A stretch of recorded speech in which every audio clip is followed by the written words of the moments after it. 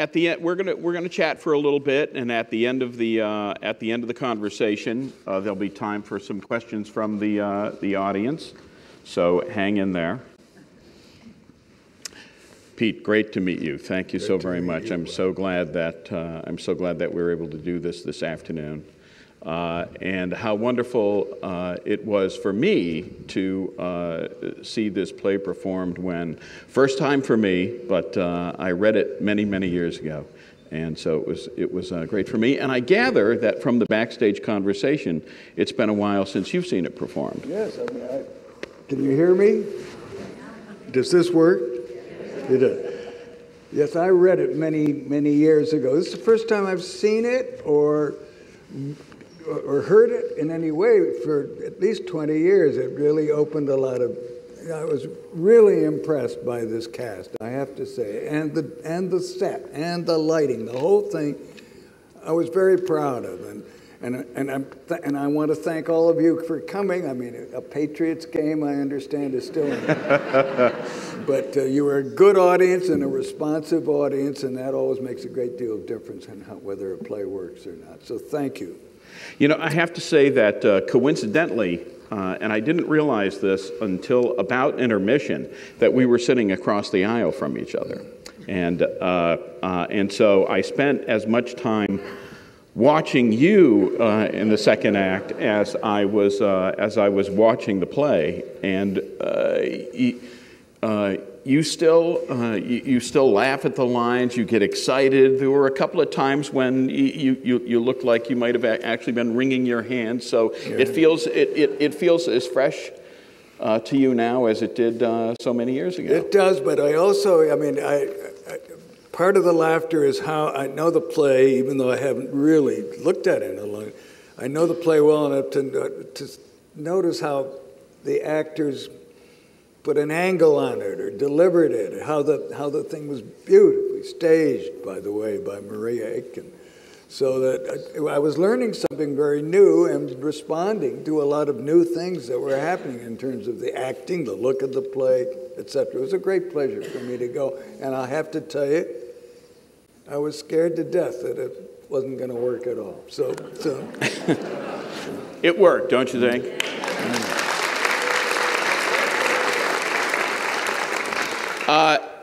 In the 50s, 60s, and 70s, for some, as we all know, a cocktail hour was such a huge part of life.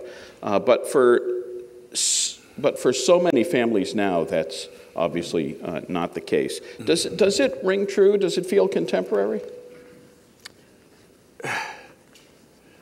I don't think it feels contemporary, but just because, as you said, the cocktail hour doesn't work in the same way. We don't really, I think bars will put up a sign, they'll have a cocktail hour where a beer will cost less before 7 o'clock at night or something. But it's a ritual that occurred within my world and many other worlds, but I don't think it's there anymore. It's different, as the husband and wife in this play may have a drink together as they both are working on the meal.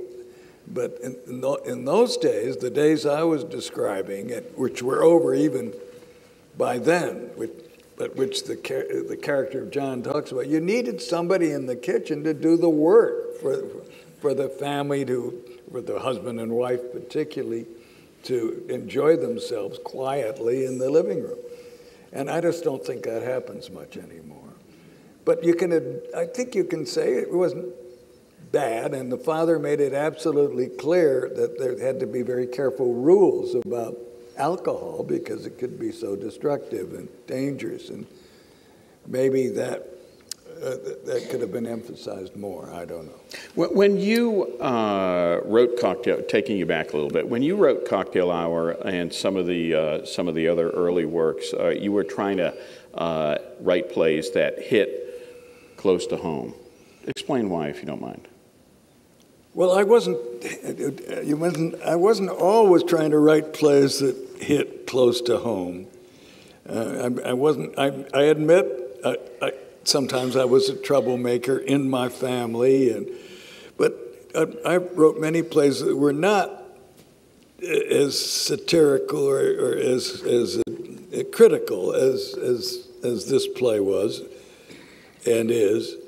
So no, I like to write plays, as the character John says. I'd like to write plays. I've written a lot of plays. Some of them deal with themes like this, but some don't.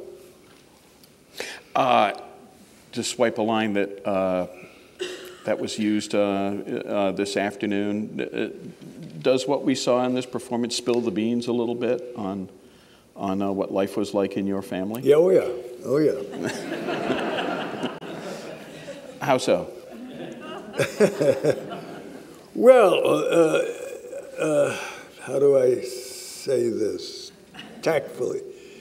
I mean, my father was a kind of, very much like this kind of a guy, very much interested in quotes and sort of dominating the scene. My mother, and I learned this after I wrote the play, my mother, and maybe this affected why I cried in my crib, and maybe it didn't, but my mother wanted to be a writer. She never told me that until after she saw the play.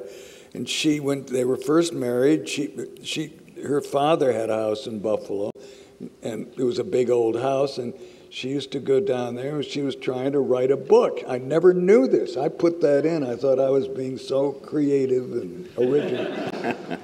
But my father asked her not to do it. He felt that for her to leave the family for that long and to write things that might have been too personal, he said, he asked her to give it up, and she did. But she kind of regretted it, as she told me. I know that your family and your neighbors were a little miffed when you exposed a little bit of their lives with these intimate and sometimes uncomfortable look inside. They eventually got over it, though. Mm-hmm. Yeah, they did. They did. I think there was an article prior to the first performance of the play which talked about how my father did not like to go to my plays. He really, he was uncomfortable at them. Not just plays about him, and there weren't that many then. So whenever I had a play, it made him uncomfortable. And my mother was not terribly enthusiastic about my writing either. So in that sense, as the playwright says in the play, most parents of playwrights sit there and applaud every line. My parents did not like it very much. But it's what I did, and I tried to explain in the play why he did it and why I did it. So that's kind of how it was. Were you swiping another line from the script? Were you John, in that you were passionately concerned about disturbing the peace? I think if you asked anybody who knew me in those days, they'd say I was a troublemaker within the family, that the family would settle down and I'd get my homework done and I'd go from room to room and cause trouble. Why I did that, the play says better than I could say it now, I think. I want to move on to some other questions, but I do want to ask you, I want to come back to something that you said at the beginning while we're still talking about cocktail hour. And I want to ask the question in this way. As unquieting, so to speak, as these cocktail hour discussions can be, especially as you portray them this afternoon, at least the dialogue is taking place. And I wonder if you think it isn't a big piece of what's missing in life today. You know, the living room, family debate around the dining room table or wherever it takes place in the house, since life is so dominated by, you know, the devices that we have in our pockets and that sort of thing. Do you worry about that? I do. I do. How life can be dominated by particularly the younger generation constantly doing this. Maybe I'm just jealous because it used to be a compliment. It used to be an insult to say that someone was all thumbs. Well, I mean, I just am constantly making mistakes when I try to do that. So yes, That's changed. I mean, and families accommodate. A husband and wife now talk together in the kitchen, and presumably, I'm not very good at this, but they help with the cooking. We have 4 children, and each couple has, each child is married, and each has 2 grandchildren. So there were 18 of us for the Thanksgiving. And some of the old, I mean, we all sat around we actually put the younger people at a table by themselves because we just didn't have a big enough table. The little kids' table. The little kids, they ranged from 22 to 8 or 9. They're still little kids. Yeah, they're still, I think they wanted to be by themselves, but there didn't seem to be any working of cell phones or anything, or after the meal was over, they dashed to watch the football game, or at least some of them did. But no, we had a chance to sit around and talk and play games and all that. I want to ask you about writing. When you started out, did you possibly imagine that you'd be as prolific as you turned out to be? You're well over 40 now, well over 40 pieces written, plays, novels, etc. And you have, in addition to the show running right now, you have a brand new play that's either coming to or at the Flea in New York right now. Yeah, no, it's opened. It's playing. Open. Right. Playing right now. Could you imagine that? I did not imagine that. It took me a long time to realize this is what I wanted to do. But in this way, I'm like the character John in the play, who has a pretty good job in publishing. I had an excellent job, and I really want to say this, an excellent job at MIT in the humanities department. MIT was very good to me. I loved teaching there. I loved the students because they were smart enough to know that they should know more about what I was doing. I learned how to act, in a sense. I learned how to stand up in front of a class, and some of these guys had been up all night doing problem sets or in their labs, and I learned how to make it at least half interesting by raising the right questions and talking about. So I had a great job, but for some reason I wanted to write more, and ultimately did, though I wrote several plays while I was at MIT.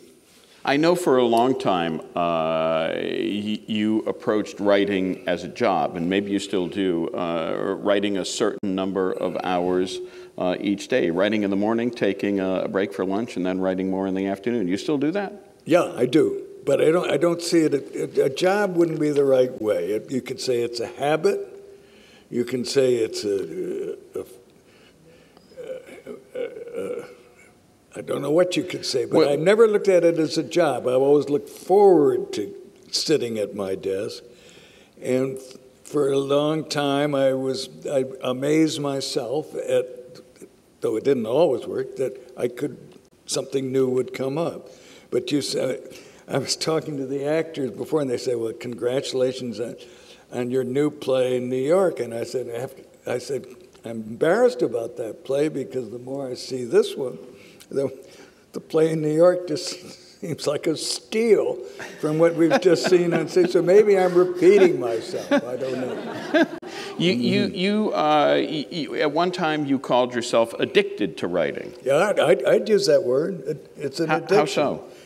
I don't feel comfortable or myself unless I've accomplished something, not necessarily just a play, but some letter, some article, something during the course of the day. I mean, I just have to do that.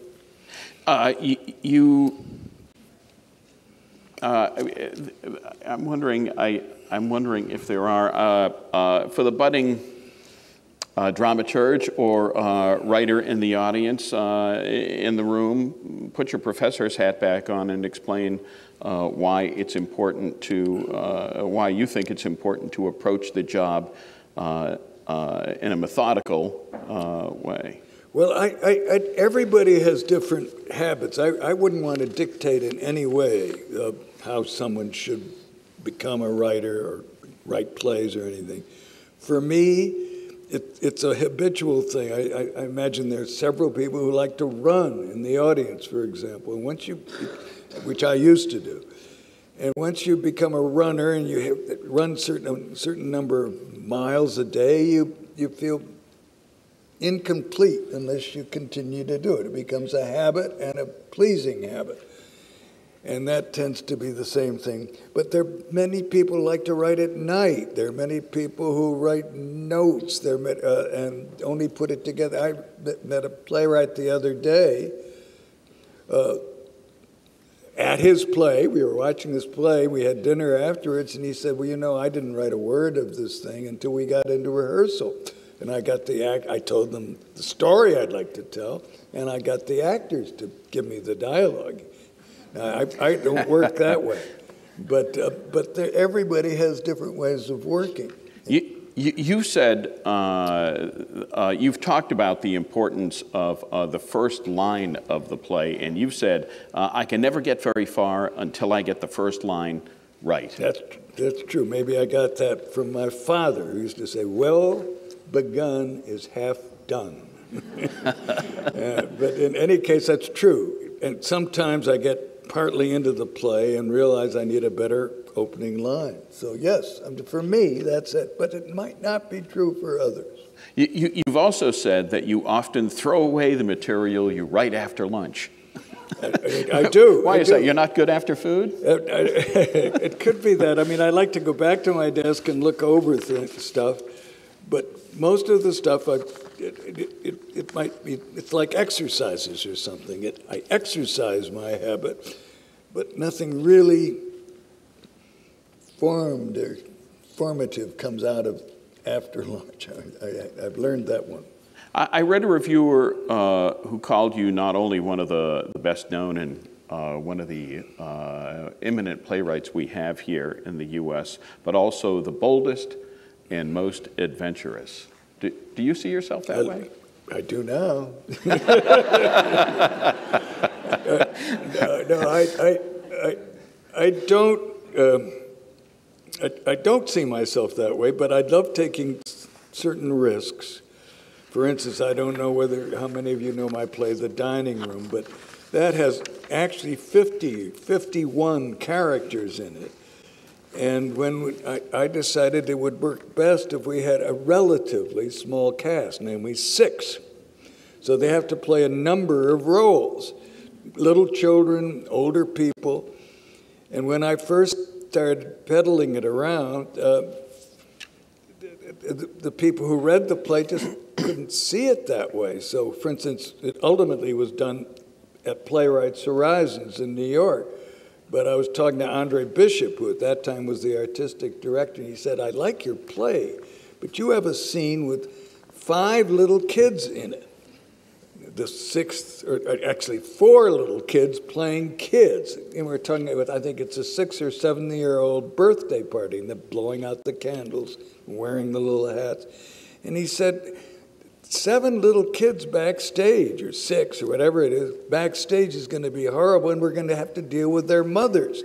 And I said, no, the regular actors play those parts too. And I do think, partly for economic reasons, but partly for aesthetic reasons, I introduced to the American theater the idea of doubling, of doubling 2, 3, 4, 10 parts per actor, and it's now part of the deal. Without necessarily costume changes or makeup changes. Well, that can come with it, or it doesn't have to. I mean, Maureen Anderman was in a play of mine called Later Life. This was about 1991, I think, and it's a love story between Maureen and an actor named Charles Kimbrough, and it takes place on a balcony in Boston. You'd be interested. And I make it Labor Day, so it's getting a little chilly. So there's a party going on inside, but the audience won't say, "How come everybody isn't out on this lovely balcony?" But for various reasons, people who want to have scenes come out onto this balcony. In this case, it only has two other actors besides them, but they play, each actor that comes on and goes off, not the leading character, all play different parts with different costumes. So, right. But every time they come on, it's a different character in a different costume with a mustache or not. So you were called an innovator for that. Well, I think by then that was beginning to happen. But if you look at, say, Kaufman and Hart's plays, they could call, I mean, like The Man Who Came to Dinner or You Can't Take It With You, they could call on casts of 25 to 30, and then they could pay for someone an actor to be a cop who comes on and said, "You are all arrested."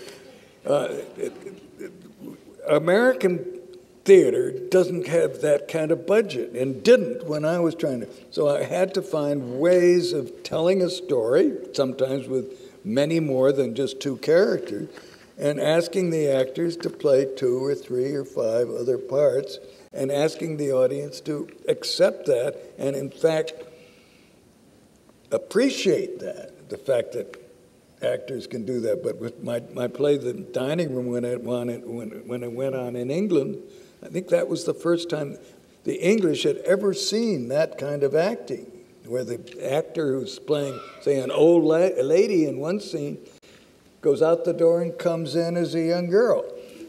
And the English had a little trouble with that play. Can I ask you, do you, as you look at yourself in the mirror as a playwright, do you have any shortcomings as a writer that you're working on? I think I'm too old to work on my shortcomings. There are many plays. There are many plays and many scenes that put it. Many scenes I wish I could write, and I can't. I'm just not. It's not my thing, and it doesn't mean that I don't admire those who write them. Mm-hmm. Let me ask about your background and teaching. You talked a few minutes ago about teaching at MIT. You were schooled at Yale, taught in New England prep school, then at MIT. What was it you liked about teaching? Well, first place, I liked the material. I liked the material. I mean, I really hadn't read much Greek. I had never really read Plato before. I'd never read Dante, never read Descartes, and plus many other things. Faulkner, for example, I knew very little about. But to take really bright young students, tired though they might be, through these things where I was learning at the same time they were, was an exhilarating experience for me. I wasn't just standing up, reading from notes, pontificating. I discovered for me the best class I could possibly have was not giving them any kind of answer, but to raise a question in class which I had raised myself while I was reading. I mean, the simplest question, what do you think this poem is about? If you're just doing one poem. So that's what I like most of all, is sharing essential Western literary masterpieces with bright, young students, not always American students either, Chinese, or sharing insights with them. And as I was learning, they were learning, and they would bring as much to the class as I thought I was bringing. And I miss that tremendously. Do you see yourself going back to the classroom and teaching full-time maybe someday? Or I don't know. When I went to New York, because I went down to New York with my wife on sabbatical from MIT, and my wife got a very good job, and I was very lucky, and the dining room was being suddenly optioned and then produced, and my wife said, let's not go back, let's stay here. So I thought, well, geez, I'm a teacher at heart, so I started teaching at Columbia. But the whole atmosphere was different. Doesn't mean that Columbia isn't a wonderful college or anything like that. I just didn't, there wasn't the yearning to learn on both my part and the students, which didn't seem to be existing in Columbia. When you were, a little less serious question, when you were at prep school, you coached football for 2 years. Were you any good at it? Terrible. I taught at Belmont Hill School, and I was a terrible teacher, and I didn't like it at all. I'm sorry you brought it up. Well, now I'm not. And I was living in Sudbury, Massachusetts. I think we had two children by then. And I was at a town meeting, and the town meeting was getting a little boring, and I went downstairs to the men's room, and there was an old friend of mine from the Navy, because I was in the Navy after college because the Korean War was still on. And he said, "Do you like your job at Belmont Hill?" And I said, "No, I don't like it. I hate it." and he said, well, there's an opening at MIT just to be an instructor for freshman courses. And he said, "What are they paying you at Belmont Hill?" And I said, $4,800 a year. And he said, "We'll pay you $5,200 a year." I said, "Sold." So I had to go through an interview and everything, but teaching at that level worked for me where it didn't work at the other level. After teaching, you moved to New York and started getting produced there, and I read you said you were desperate to get there. What was that about? Desperate isn't quite the right word, because I'd be down there a lot, but I do think that living in New York, just the atmosphere, the meeting of people, the picking up on what might, a rumor, they're looking for a play here or there, that didn't occur at that time in Boston. So I was desperate in that sense. If I wanted to be a playwright, I felt I had to be more in the New York atmosphere, though I did have some plays done here, and we started, a group of us from MIT and elsewhere started a little theater company called New Theater for Now, I think it was called. You've said that you learned early on that Broadway was really not your milieu. Explain why not. That's a hard question to answer.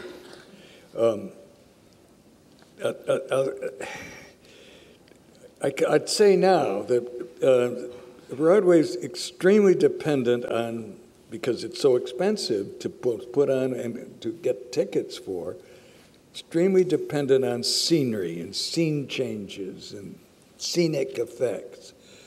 And I never could write those or seemed to want to write those. But my first play that was optioned by David Merrick, who was a big producer then, was a play called Children.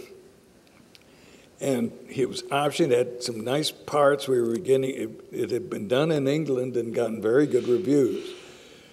But then I got a letter from a co-producer named St. Suber, who said, "Mr. Gurney, we're not going to do your play. You don't realize," he said, "that the Broadway audience is 95% Jewish."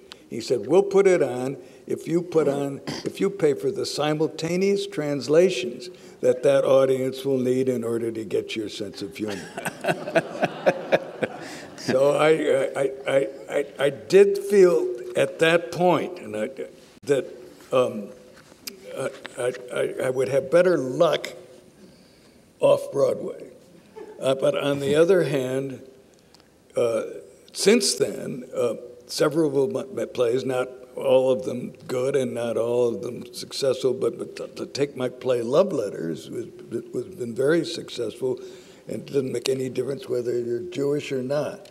But at that time, according to the producers, it did.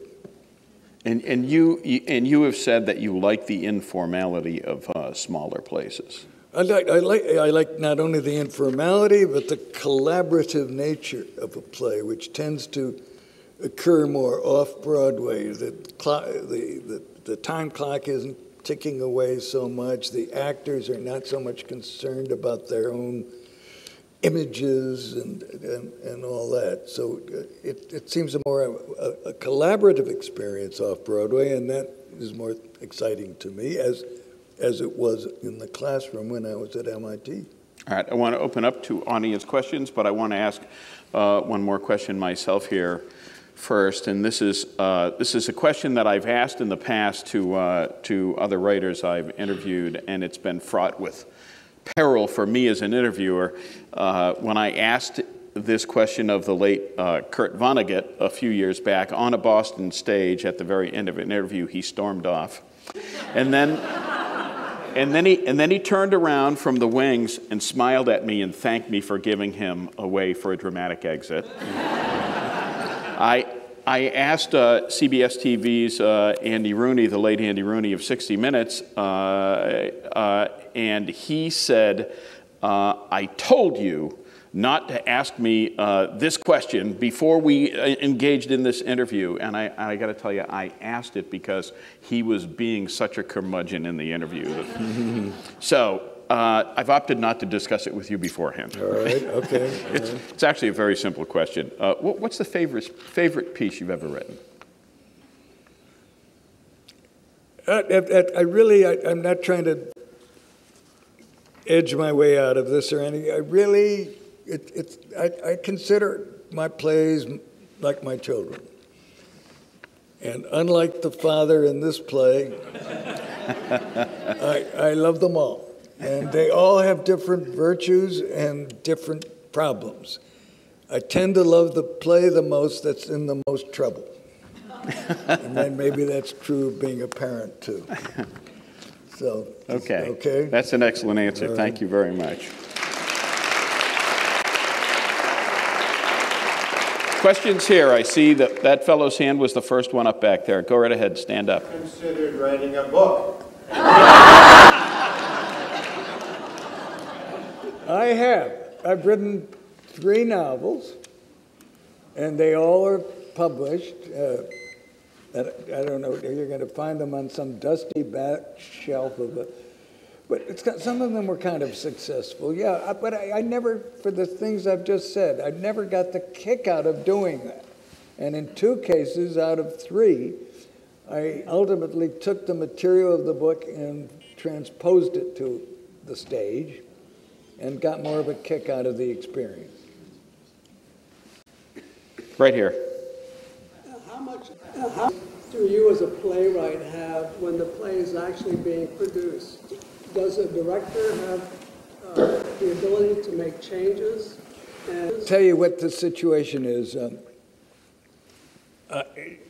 I choose the director. Now, at the Huntington, no, because Huntington is a regional theater, but they're normally, if they'd never done this play before, if this was a world premiere, then I would have the right to at least agree on the director. In this particular case, at the Huntington, I'd worked with Mariah Aitken. She was a wonderful actor. And I worked with her in England on an English production of a play of mine called Sylvia. But for most plays, when I write a play, once you get a company, a theater, a producer to do it, they can propose, but I ultimately have to approve the director. I participate with all the casting, all the auditions that take place. I'm there, and normally you have callbacks and auditions, so when you narrow it down, and so I can veto. I can't say, well, my wife's a good actor, you have to put her in it. No, I can't impose, but I can certainly approve and have the right. Once we're underway, no line can be changed without my permission. And in this play today, because this is the first production, at least that I've seen, that shows you stairs on the stage. And they're used very effectively, I think, as the stairs, as the world up above. But in the original production, they go off, it would be staged left, and you know that the staircase is there. But then the question, when the actor comes back and says, I've spoken to Sheila, Marie, we'll call her, I've spoken to her and she's having trouble cooking the peas or whatever it is. How did he get there? Since we didn't see him come down the stairs. So Maria Aitken sent me a message, can we have him say, I came down the back stairs?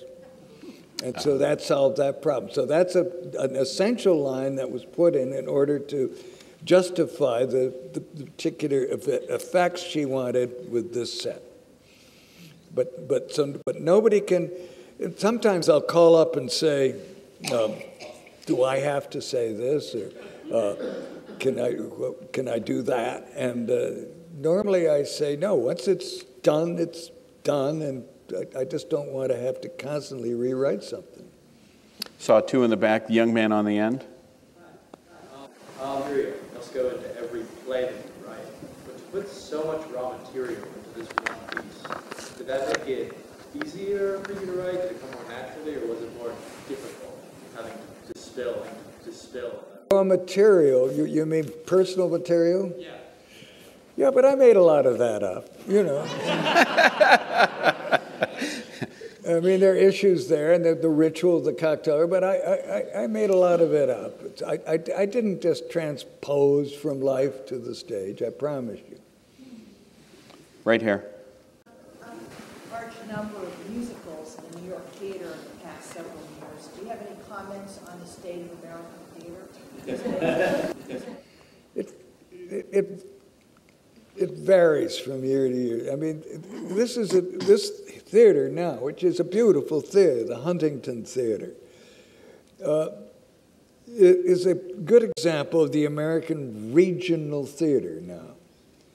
And whereas many regional theaters, including my own in Buffalo, have folded, this is all the more valuable because not only is it a very pleasant place to go to the theater and a beautiful architecture and very good acoustics from what I can tell. This is less usual than used to be the case. We had and I was luckily was writing plays at a time when there were many more regional theaters in America. Now many of them have closed. And so there's a lot of life going on off-Broadway and off-Broadway. Young writers are writing, and a lot of these plays are being done in New York in not-for-profit theaters. There are fewer Huntington theaters, which is a shame, and that's why I'm so delighted to see such a good audience in such a nice place. But this changes. The theater is constantly changed. I mean, when you look at obviously, 5th century Athens had a great theater program. The Romans had very little theater, and what they had was very early. But when Rome became no longer a republic, but an empire, nobody wrote plays anymore. The Colosseum had other things going on in it. So it's only rare when you have the English, of course, keep it going, and they're hugely supported by government funds in order to do that. But there's 17th century Spain was a wonderful time. Late 19th century Norway was a wonderful time. But it's a flower that doesn't bloom all the time. What we're doing in America is something very new and different in the fact that we're encouraging younger writers with smaller theaters. The Broadway theater, I would argue, is primarily musicals now, and not at the heart of the creative experience, in my humble opinion. Plug Boston University here for doing such a nice job along these lines. Let's say we're going to do two more questions. Yes, ma'am, right there. What I think I mentioned that after I went to Williams College, and I was 2 years behind Stephen Sondheim, and he wrote and opened up the whole musical form. He said no more kick choruses of men with hairy legs, and he told stories. He left. The mantle fell on my puny shoulders. I could no more sustain a plot, but at that time there were some wonderful reviews in New York, skits, New Faces of 52, or Lend an Ear, things like that. So for 2 years at Williams, I wrote primarily, now I got a lot of my friends to write stuff, and I wrote with a couple of people who wrote the music, and we sort of put on these collegiate reviews. They weren't just men doing a kick chorus with hairy legs, but they didn't have the drive or the impetus that Sondheim had. But I was bitten by the bug by that experience, by his example and by the experience of doing so. Even in the Navy, I served on a giant aircraft carrier in the Mediterranean, the Franklin D. Roosevelt. I got them to raise the #1 elevator, and we'd put on, and a ship of that size has a complement of 5,000 men, so there's a lot of talent. And we had a ship's company which was there to play the American anthems or the song of the country that we were coming into, and they became the backup. So I wrote skits in the Navy, and they worked well enough. So I decided I'd like to do that, and that's when I went to Yale, and I just wrote one musical, but it was the first musical that Yale had ever, the drama school had ever done. It was a musical called Love in Buffalo. Not produced since, I take it? Not produced. There was some interest in it, but I was such a jerk. I mean, I didn't know how to capitalize on the. For instance, so many of you are too young, but some of you aren't, to know who Mary Martin was. And Mary Martin and her husband came up to see the play, and her husband called me and said, "There might be something there. Would you come down to New York and talk to me on the next Saturday at 11 o'clock in the morning?" And I said, "Oh, I can't do it then. My parents are coming up." I tried another at 11 o'clock, and I couldn't even get him on the phone. I mean, but I know it wouldn't have gone anywhere. This lady right here. What is John writing in his notebook after he speaks with his mother on stage here? That's an actor's choice. You'll have to ask the actor. I mean, I think that's a nice stage direction. I don't think is in the original script. That he takes after talking to his mother, or before, at the end of the first act, when he has that confrontation with his father, he takes out a notebook. Great stage direction, but I don't think I wrote anything for him to say. I mean, one more question. This fellow looked very sad when I said this lady got the last one. So go right ahead, sir. You mentioned your play Love Letters, which I imagine is your most financially successful production. It's also the most theatrically reduced production. Just two actors on a stage reading from a script. Right. Very effective. What kind of stories do you have about that production, about critics who might have savaged you, or about well-known actors and actresses who work with us? I won't go into too much on that. But, it certainly has been successful, financially and otherwise. And a large number of actors have done it over the years. I don't think anybody has been unwilling, some people, or have tried to change it too much. I mean, for a while, Elaine Stritch and Jason Robards did, and Elaine would not say one line. She just wouldn't say it. And I won't tell you what the line is, but she wouldn't say it. And it was an important line, so we argued about it all the time, but she wouldn't say it. And most recently, we were flown out first class to Los Angeles to see Elizabeth Taylor do it with James Earl Jones. This was about a year before Elizabeth Taylor died. And they had to build a special ramp because she was in a wheelchair to get her up on the stage. And the day before she was supposed to perform on a Saturday, and the Friday, the director, a man named John Tillinger, was called. She said she can't do it. She doesn't feel well, doesn't want to do it. He went over there, persuaded her to do it. She was lying in bed, and he had to lie in bed beside her and work on the script with her. So she came. James Earl Jones had done it a number of times, and he's a master at it. So she came, and they wheeled her in, and she was sitting in the wheelchair, and she got the first laugh.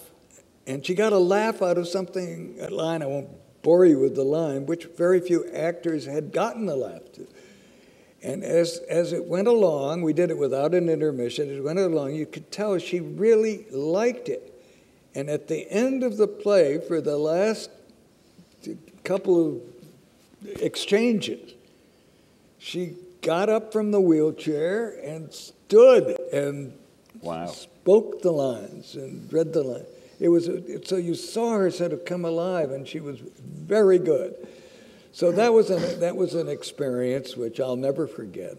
And that's an example. I wish I could tell you an experience where it didn't work. There was one experience where it didn't work. I'll tell you that. My wife and I got a deal where if we performed love letters around the world on the QE2, we'd get a free trip.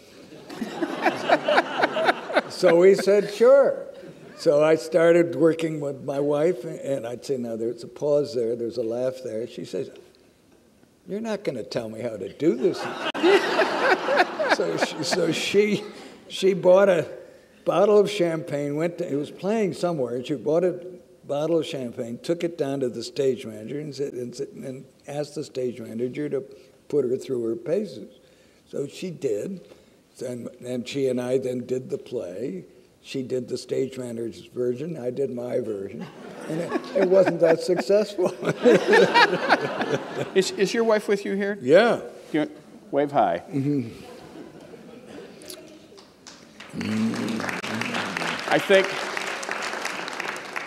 I think that we'll close. Okay. Shall we close? Let me say this. Let me say this in closing. In a 1990 Los Angeles Times interview, you said, "Theater is so limited. In a world that has more fluid ways of telling a story, the movies, television, I'm constantly trying to find ways where I can be more expansive and stay within the limits of the stage." Can I say for all of us who sit there and for the folks who work up here that we want to thank you for hanging in all these years and doing what you've done so well all these years, and thank you for being with us this afternoon. It's been great. Well, thank you very much. Thank you. Thank you. Thank you.